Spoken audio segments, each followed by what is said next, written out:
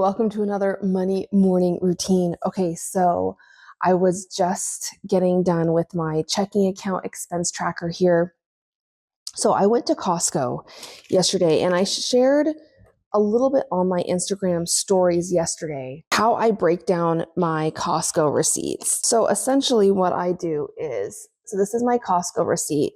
I take highlighters and I just highlight the different budget categories that I'm using on the receipt. So when we go to Costco or places like Walmart, it's very rare that we're only spending on food, right? And so on my receipt here, I'm spending on 3 different categories: house, baby, and food. So when I get home and break apart my receipt, I just highlight, like in pink, everything is house, in yellow, it's baby. I just add those up. I don't even worry about this $7.89 tax. So I added up the pink, that's how much went to house. The yellow went to baby. The rest is just food. That's all I do. The rest is just food. So you can see on my expense tracker, $38.68 was on household, $49.99 was on Dante, $249.25 was on food. So that equals $337.92 that I was spent on Costco. Now, if you're wanting to see exactly what I spent on Costco, all the different items, my favorite things, make sure you check out my Instagram and be sharing that video here shortly. Then so here's what I do. So these things are paid on my Costco credit card. I have the Costco Visa credit card. You get more money back. And so what I do is I then pay off the credit card. So I paid that off. I use my Costco sinking fund for $337.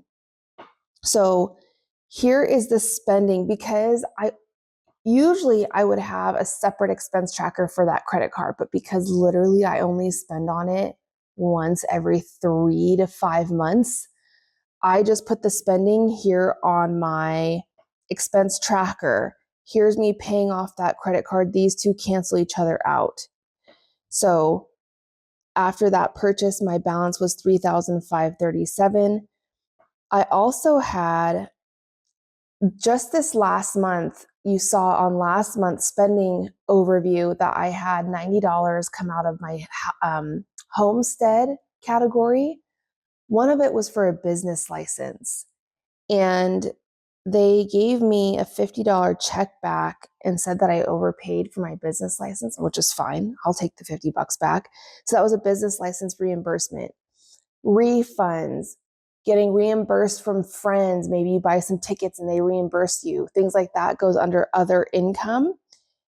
And then I put that in my deposit, bringing my account up to $3,587. So that's what I have going on for my checking account. All right, so one last thing. I do need to get updated with my cash spending. I went to Yolks and we ended up getting Jimmy John's for lunch yesterday. So first, let's count how much I have left in my food envelope. So $8.26 is what I have. Yes, I see that $5 bill, but let's write that down on my envelope here. So $8.26. You can see that when I went to Yolks, I ended up spending $73.89, so 74. So 71 Yolks minus 74. Okay, that leaves me the $8.26. And oh yeah, so I was like, wait a minute, that doesn't include Jimmy John's. So yes, $8.26. I went to go pay with my food envelope and I only had $100 bills and they didn't have enough in their till to give me change. So I ended up using my debit card. So I'll be showing that on my checking account expense tracker probably tomorrow when it clears. So Yolks, $74. Also, let's write down 7 to the $5 challenge, because I'm going to take that 5 minus 5, leaves me $8.21. Okay, so take out that 5. I'm going to put this 5 towards my $5 challenge, put the rest in here. Okay, so let's write these down on my expense tracker. So 7-1 Yolks, which is food, $74. 7-2 $5 challenge, which is savings, $5. Okay, so all of my cash spending has been updated. Let's go to my July budget. So, so far nothing has come out as of right now as from my bills. I am going to be doing some birthday shopping. I have $634 to use, and we have a lot of birthdays in July. If you go to my calendar, if you come over here to this side of my calendar, we are celebrating 2 birthdays in 1 month. My husband's on the 15th, my baby Dante's on the 28th, and we're having their parties on the 19th and the 26th. So literally one after the other. I have pretty much everything I need for Dante's birthday. I will be spending about $300 for Chris's birthday. And then if we go to August, I started writing in some things on my August calendar because literally right after, so literally 3 weekends in a row, we are doing birthday parties because my oldest son is August 5th. We're having his party on the 2nd. I will be spending about $200 for that.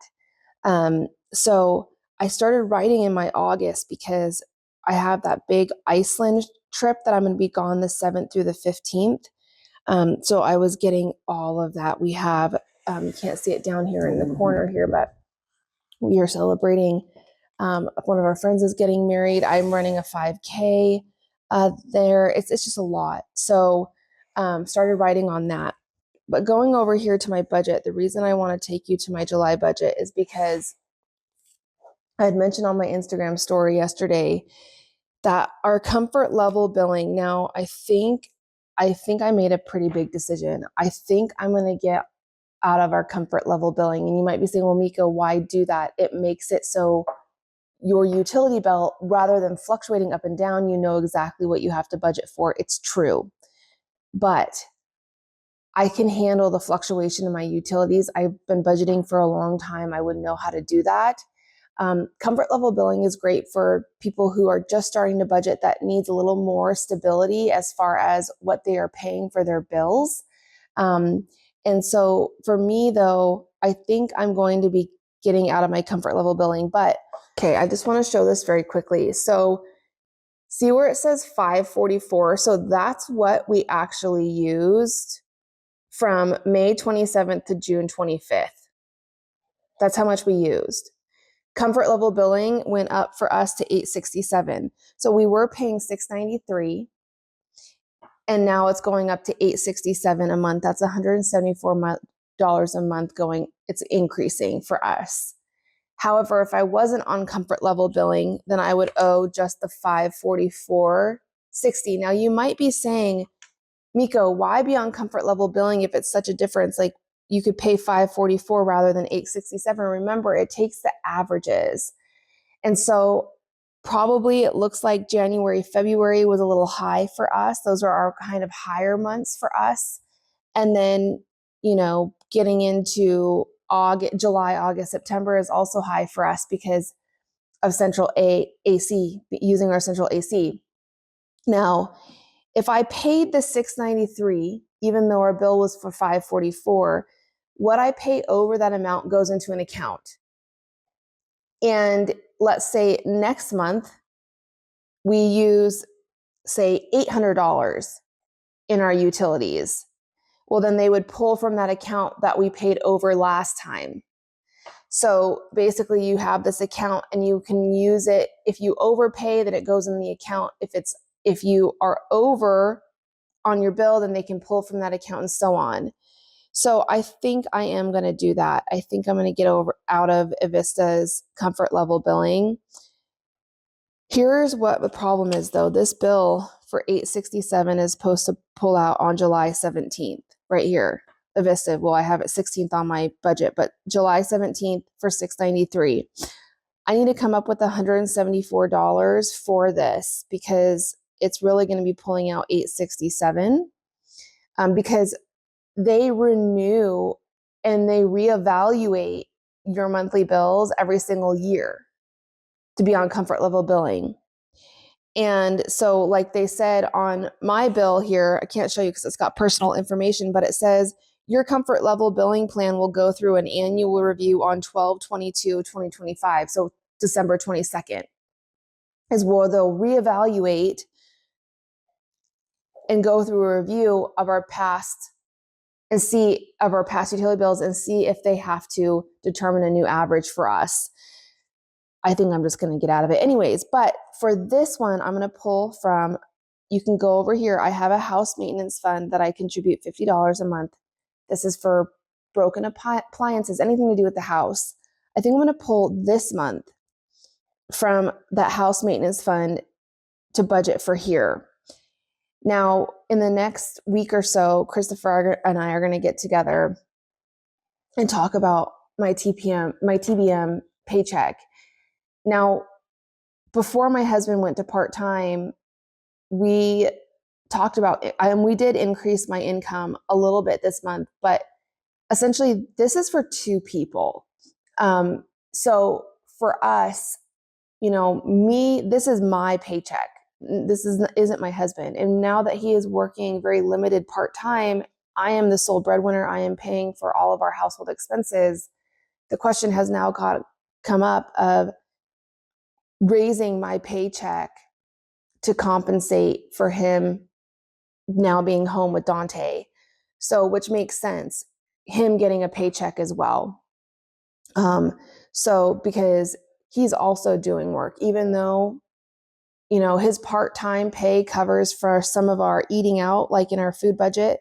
So this $900 in our food budget is my spending, but he also helps when we eat out a lot of the time. He does still contribute to our joint checking account for baby Dante expenses. He has part-time income, but not a lot. And so we're discussing okay, him getting a paycheck as well, because the work he does staying here at home with Dante deserves that as well. So $7,200 might be increasing. We have to sit down and look at our expenses, his expenses, and figure out what that's going to be. That's going to be happening definitely before the August month happens. So that's all I have going on. I know it was a lot of talking, not so much showing, but that's a lot of different things. I will keep you updated if I decide to get out of comfort level billing. Just flip the camera around, because talking and just showing my hands is kind of weird. Anyways, so I had a community member reach out to me yesterday, and she goes, my husband works higher up at Avista. Avista is where we have our utilities. And she said, my husband said, comfort level billing is a scam. I'm got me thinking wow. So it just planted a seed in my brain, right? And now I'm thinking about looking more into comfort level billing and really what that is. I know how it works. However, I'm not on the inside, right? So looking at our bills, I would like to look at my bills for the last 12 months and really see where they are. But I think I'm definitely going to be getting out of comfort level billing. Like I said, comfort level billing is a great option if you are working with budgeting for the first time and you need some more predictability around what your bills are going to be, right?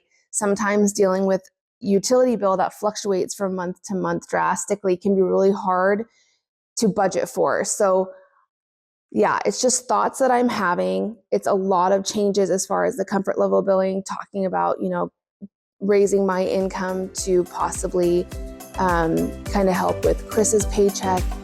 It's a lot, and that is my Monday morning routine.